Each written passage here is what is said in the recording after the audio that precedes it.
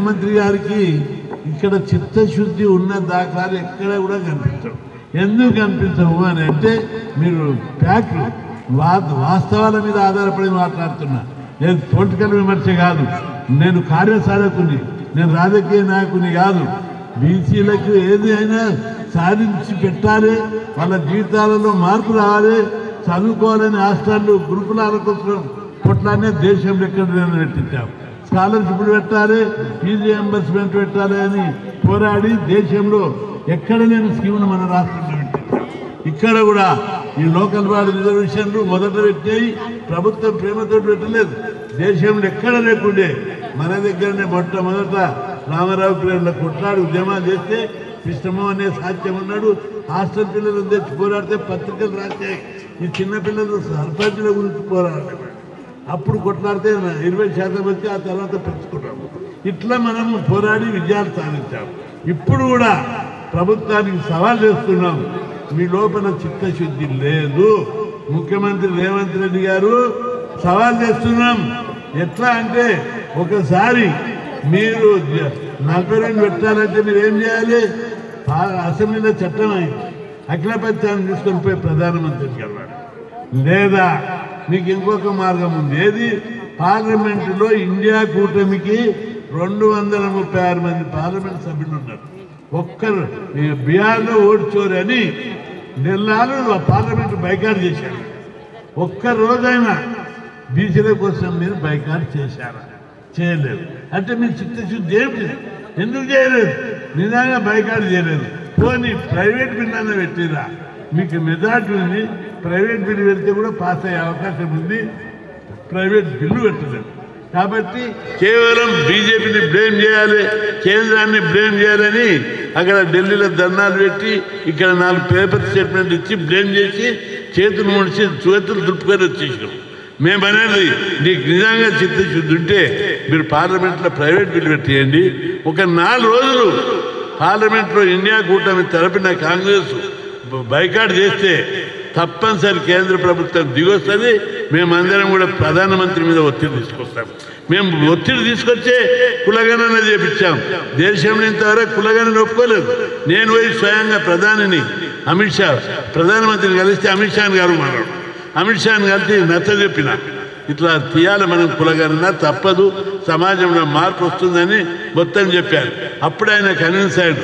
కృష్ణయ్యజీ supreme court మీద ఆప్కా case ఆయనకు కూడా తెలుసు, నేను సుప్రీంకోర్టులో కుల గణన చేయాలని 5 ఏళ్ల కింద కేసు ఇస్తా, ఆ కేసుగా విడ్డ్రా చేసుకుంటున్నావు పో అన్నాడు. అంటే ఒప్పుకుంటున్నా అని చెప్పి ఇండైరెక్ట్గా చెప్పాడు అప్పుడే. కాబట్టి కులగణన మనం మొదటి విజయం. ఆ కులగణన వచ్చినాక అన్ని సాధిస్తాం. అయితే ఇక్కడ కూడా ప్రభుత్వం నామకే వ్యవస్థ చేసింది తప్ప బీహార్ ఎన్నికల కోసమే ఇదంతా ప్రచారానికే చేసింది తప్ప చిత్తశుద్ధి ఎక్కడ కూడా ఏ అడుగులో కూడా కనిపిస్తుంది. అడుగున మీ లోపల ద్రోహచింతన ఉన్నట్టు కనిపిస్తుంది. ఈ కేసు బలమైన కేసు, గెలుస్తుంది. ఎందుకంటే రాజ్యాంగం ప్రకారం స్టేట్ గవర్నమెంట్కి హక్కు అధికారం ఉంది. రెండవది అసెంబ్లీలో చట్టం చేశారు. రాజ్యాంగ భద్రత ఉంది, చట్టబద్ధత ఉంది. అదేవిధంగా న్యాయపరమైనటువంటి అవరోధాలు ఎక్కడ కూడా లేవు. జనాభా లెక్కలుంటే పెంచుకోవచ్చని మండల్ కమిషన్ కేసులో సుప్రీంకోర్టు తీర్పు చెప్పింది. అగ్రకులాలకు 10% రిజర్వేషన్లు ఇచ్చినప్పుడు అక్కడ కూడా ఏం చెప్పింది? 50% సీలింగ్ అనేది అవుట్డేటెడ్. జనాభా లెక్కలుండి పరిస్థితులను బట్టి రిజర్వేషన్లు పెంచుకోవచ్చు అని చెప్పారు. దేశంలో అనేక చోట్ల ఈశాన్య రాష్ట్రాలు, త్రిపుర, మేఘాలయ, ఈశాన్య రాష్ట్రాల లోపల ఎస్టీ జనాభా ఎక్కువ, ట్రైబల్ది. అక్కడ 90% రిజర్వేషన్లు ఉన్నాయి. తమిళనాడులో 70 ఉన్నాయి. ఇక్కడ కూడా మనం బలంగా వాదించి ఎట్టగెలదో నేను చూస్తా. నేను ఇంకా 10 ఎకరాల భూమి అమ్మైన ప్రామినెంట్ అడ్వకేట్లను పెట్టి సుప్రీంకోర్టులో వాదించి గెలిపించి అది గెలిపించే వరకు కూడా వదిలిపెట్టాలి. ఎట్లా చట్టం ఉంది, నేచురల్ జస్టిస్ ఉంది, మనకు న్యాయ సూత్రాలు ఉన్నాయి, ప్రజాస్వామ్య మౌలిక సూత్రాలు ఉన్నాయి. రాజ్యాంగంలోని సోషలిస్టు సమాజం నెలకొల్పాలనే భావన ఉంది. డెమోక్రసీ యొక్క అర్థము ప్రతి కులము వారి జనాభా ప్రకారం ప్రాతినిధ్యం ఇవ్వాలి. ఇది రెండవది వాదన ఉంది. మెరిట్కు అవసరమని 50%. రాజకీయాలలో మెరిట్ ఎందుకండి? మనకు రాజకీయాల్లో మెరిట్ ఓ ఎంబీబీఎస్ సీటా, ఇంజనీరింగ్ సీటా, ఐఏఎస్ఆ, ఐపీఎస్ఆ, దానికే మెరిట్ అవసరం లేదు, అనుభవం ద్వారా వస్తుందని మనం ఓ దిక్కు మెరిట్ వద్దని విద్యా ఉద్యోగాల 50% సీలింగ్ను వ్యతిరేకిస్తున్నాం. రాజకీయాల్లో సంతకం రానోడు కూడా ముఖ్యమంత్రులే. మన తొలి అసెంబ్లీ లోపల సంతకం రానటువంటి వాళ్ళు ఒక 10 మంది ఎమ్మెల్యేలు. పార్లమెంట్లో తొలి పార్లమెంట్ లోపల దాదాపు 30 మంది ఎంపీలకు సంతకం రాక అంగుటు పెట్టారు. అంటే రాజకీయాల్లో చదువు, మెరిటు, ప్రతిభ లేదు. ప్రజల అభిమానమే మెరిటు, ప్రజల అభిమానమే కోలమానం. కాబట్టి రాజకీయాల్లో ఏ మెరిట్ లేదు, ప్రతిభ లేదని చెప్పి మనకు తెలుసు. అయినా సుప్రీంకోర్టు పదే 50% సీలింగ్ అనేది ఇప్పుడు ఎట్లా అంటుందో చూస్తా, సవాల్ చేస్తాం. న్యాయ వ్యవస్థని సవాల్ చేస్తాం. ఎవరి జాగిరి కాదు ఇది ప్రజాస్వామ్యం. ప్రజాస్వామ్యంలో ఎవరి వాటా వాళ్ళకి, ఎవరి కోట వాళ్ళకి ఇవ్వాలి. అందుకే అడ్వకేట్లను పెట్టి తప్పనిసరి చేస్తాం. లేకపోతే పార్లమెంటులో చట్టం చేస్తాం. మోడీ మనవాడు, తప్పనిసరి మోడీ గారికి, ప్రధానమంత్రి గారికి చెప్పాను, సార్ మీరు ఎన్నో మంచి పనులు చేస్తున్నారు. చరిత్ర, మీకు ఇల్లు లేదు, ఊరు లేదు, భూమి లేదు, ఆస్తి లేదు, కుటుంబం లేదు. మీరు ఈ దేశానికి అంకితం అయిపోయారు. ఈ దేశంలో స్వతంత్రం తెచ్చినటువంటి గాంధీ గారికి బొమ్మలు పెడతలేరు, నెహ్రూ గారి విగ్రహాలు పెడతలేరు, వల్లభాయ్ పటేల్ పెడతలేరు, అల్లూరి సీతారామరాజుని మర్చిపోతున్నారు. కానీ అంబేద్కర్ బొమ్మలు వాడల రోజు పెరుగుతున్నాయి. ఎవరైతే అప్రెస్సుడు, అణచివేతకు, ఆకలి, అజ్ఞానంతో కొట్టి మిట్టాడుతున్న ప్రజల గురించి పోరాడినరు వారిని ప్రజలందరూ తమ గుండెల్లో పెట్టుకుంటున్నారు. ఇక్కడ బీసీలలో అంబేద్కర్ పోస్టు ఖాళీ ఉన్నాయి. మీరు చట్ట సభల్లో రిజర్వేషన్లు పెడితే బీసీలకు మీరు మరో అంబేద్కర్ అని చెప్పి నేను చెప్పాను. లేచిడు గప్పున లేచి కౌగలించుకొని ఇట్లా కడుపు పట్టుకొని సిస్టర్ మేరే भी है करना बोल के आप लड़ाई करो मैं करता हूं. కాబట్టి ప్రజాస్వామ్యం లోపల ఉద్యమాలు లేకుండా ఏది విజయవంతం కాదు. మన ఫీజుల రియంబర్స్మెంట్ కానీ స్కాలర్షిప్లు వస్తున్నాయి ఈరోజు అంటే ఒట్టే రావడం లేదు. అసెంబ్లీ మీద దాడి చేశాం. 1978లో నేను ఉస్మాన్ యూనివర్సిటీ కాలేజ్ ప్రెసిడెంట్ ఉన్నా. అప్పుడు 2000 మందిని బస్సులు హైజాక్ చేసుకుపోయి అసెంబ్లీ లోపలికి పోయి తుక్కు వలగొట్టాం. అప్పుడే చెన్నారెడ్డి వినిపించి 500 హాస్టల్ ఇచ్చాడు. అంచెలంచెలుగా ఈరోజు దేశంలో ఎక్కడ లేని విధంగా 6000 హాస్టల్ వచ్చాయి. ఇప్పుడు వలగొట్టమని కాదు నేను అనేది, ఉద్యమాలు మిలిటెంట్ ఉద్యమాలు చేస్తేనే ప్రభుత్వాలు ఉన్నాయి. 1982లో డిసెంబర్ 21 నాడు 4000 మందితోటి తెలుగు సంక్షేమ భవన్ దాడి చేసి కార్లు, బస్సులు ధ్వంసం చేసి ఉద్యమాలు చేస్తే అప్పటి ముఖ్యమంత్రి విజయభాస్కర్ రెడ్డి గురుకుల పాఠశాలలు పెట్టారు. గురుకుల పాఠశాలలు పెట్టారని మనం కొట్లాడితే పెట్టింది, ప్రేమతో పెట్టలేదు. ఎవరు పెడితే దేశంలో ఎక్కడ ఉన్నాయో గురుకుల పాఠశాలలు ఎక్కడ లేవు. 6000 హాస్టల్ లేవు, గురుకుల పాఠశాల సిస్టమ్ లేవు. ఆ విధంగా మనం అన్ని పోరాడి సాధించడం. అంతేకాదు ఫీజు రియంబర్స్మెంట్ కావాలని చెప్పి 5 రోజులు నేను నిరాహార దీక్ష చేసిన, అమర నిరాహార దీక్ష. నేను కూడా ఇప్పుడు కూడా అమర నిరాహార దీక్ష చేయాలని ఉన్నది నాకు. ఎప్పుడు చేయాలి? చట్ట సభల రిజర్వేషన్ల కోసం అమర నిరాహార దీక్ష చేద్దామని డిసైడ్ చేసుకొని ఉన్నా. ఇక్కడ చేయాలన్నా, పార్లమెంట్ ఆవరణలో చేయాలన్నా, ఢిల్లీలో చేయాలన్నా, అవన్నీ తర్వాత డిసైడ్ చేస్తాం. కాకపోతే ఏదైనా ఒక గొప్ప చరిత్ర సృష్టించాలంటే కొందరు త్యాగాలు చేసేదాకా కాదు, తప్పనిసరి త్యాగాలు చేద్దాం. ఈ స్థానిక సంస్థల రిజర్వేషన్ల విషయంలో ముఖ్యమంత్రి గారు మీరు కొన్ని మంచి నిర్ణయాలు తీసుకుంటారు. మొన్న మా సోదరుడు అందశ్రీ గారు పాడే పోస్తే మంచి హృదయం ఉన్నదని మేము అనుకున్నాం. అదేవిధంగా ఇంకా అనేక విషయాల్లో కదిలొస్తున్నాం, బాగానే ఉంది. మరి ఇక్కడ ఎందుకు నీ హృదయం కలుగుతలేదు?